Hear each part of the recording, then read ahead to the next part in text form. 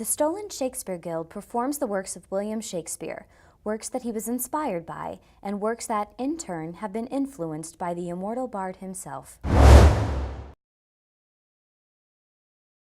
I find him an interesting character because he's not like your typical king.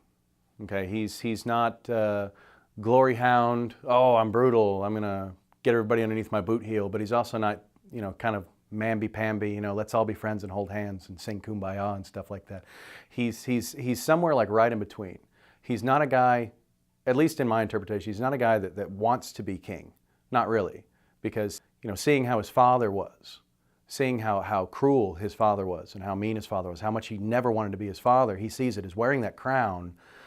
He's going to have to kind of become that guy that he never liked, who's got flaws, he's got doubts, he's got fears, but he's also, at the same time, it being a show with his name in it about a big war in France, it's got these moments where he is the hero. He is the guy that everybody looks up to.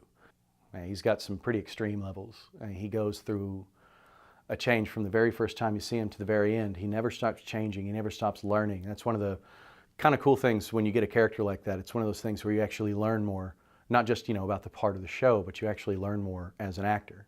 You have to really kind of dive deep and pull some stuff out that you've never really used that much before. What we can safely say about Carter's interpretation of Henry is that it is extremely young, it is extremely engaging, and it's surprisingly contemporary. You're seeing a modern interpretation of a boy king, and his passion and experience for not only theater but Shakespeare comes through in his performance. But more so than that, he's giving a really tremendous performance that speaks to heartache and poise and what will likely be a great theatrical career for him.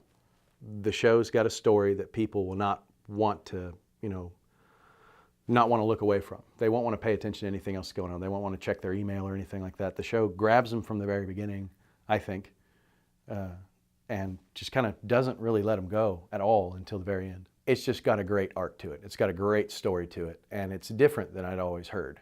It's got all the same aspects. You got your speeches, Once More to the Breach and St. Crispin's Day and all this other stuff, the Battle of Harfleur and Agincourt and whatever.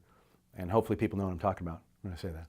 But you've also got everybody in the show has a story to tell. They're not just there to fill in space. And it's definitely not just about me playing Henry. It's a complete ensemble thing. And it's one of the most fun things I've ever done.